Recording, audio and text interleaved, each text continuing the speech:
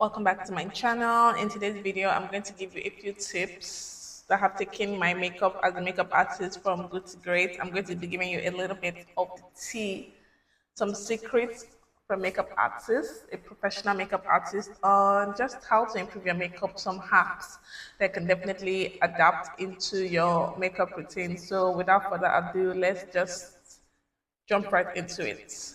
So the first tip, which I feel like has been a game changer for me since I started doing makeup professionally, is reapplication when you are done with your makeup. Earlier, when I first started doing my makeup, when I'm doing my makeup, that's it. I'm done. I spray and I leave. But now, when I am doing my makeup, that is when I'm done with my lips, which is the final step. Before I spray, I always go in with powder again all over my face and I reapply blush. That is reapplication, reapplying your powder and reapplying your blush. Because when you are doing your makeup, the powder gets lost, your hands are touching everywhere, the blush too gets lost. So your makeup is kind of looking very mellow. I don't know if that's the word, but your makeup is not really like popping and it's not giving what it should give. If that's your style, then that's fine.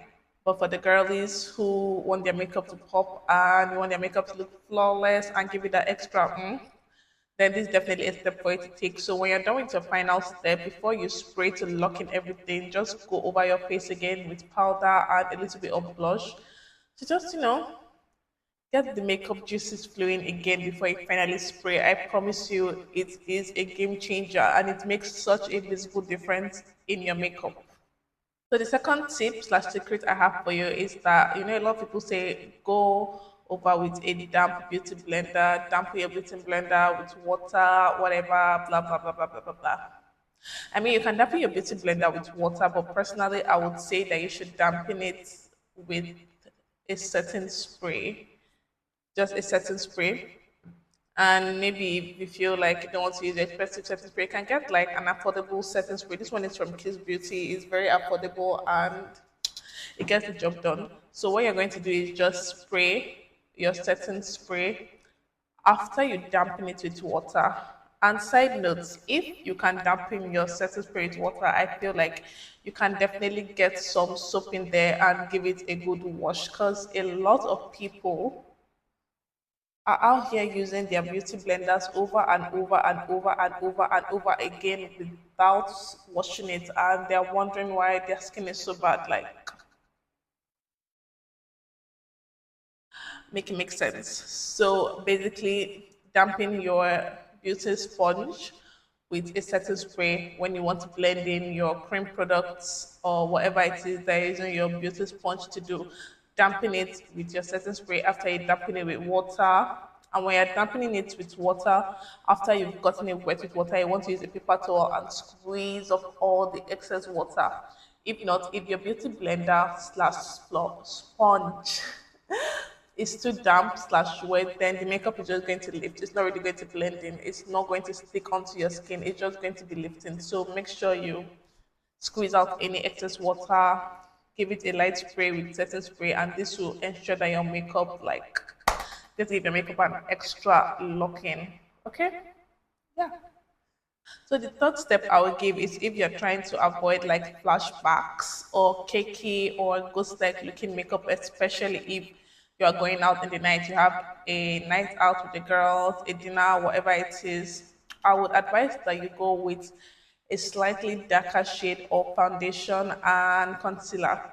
Generally, I feel like if you are unsure, your safer bet is to go with the darker shade on a night out, right? Sometimes even when you're using your own shade or foundation, concealer, powder, blah blah blah blah blah. When it's time for taking photos and like a flash comes in contact with your face, your makeup, whatever, the flash can make your foundation or concealer or your powder look harsher than it is. I don't know why, but I've noticed that sometimes that could be the case for me.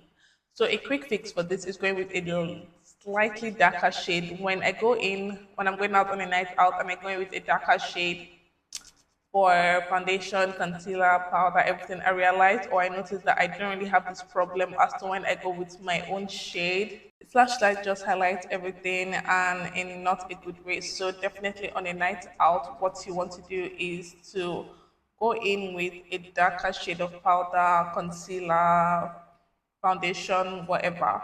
And generally, I would even advise if you are ever unsure on which shade is your shade, just to err on the side of caution, I would generally advise to always go with the slightly darker shade if you're ever unsure, but that's just me.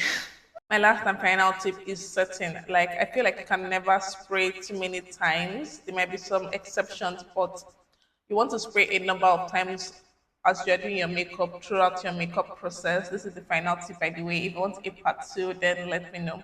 The first time you want to spray, this is optional for me. Like, once I'm done with my skin prep, before I go with foundation, I spray my face. I spray my face again when I am done with my base. That's like cream product, powder product, everything. Before I bake, I do my brows, I spray again. And then I spray again once I am done with my whole makeup. This is the final spray. And let's not forget, like, me spraying my beauty sponge. So I spray quite a number of times, and I feel like this is something you can also incorporate into your makeup routine. Spraying is not just for the end of your makeup. Let me never say spraying, like setting your makeup is not just for the end of like your makeup. Actually, if you have a liquid setting spray, I don't know if this works with like I don't know what's this other, I can't remember, the pressurized cans.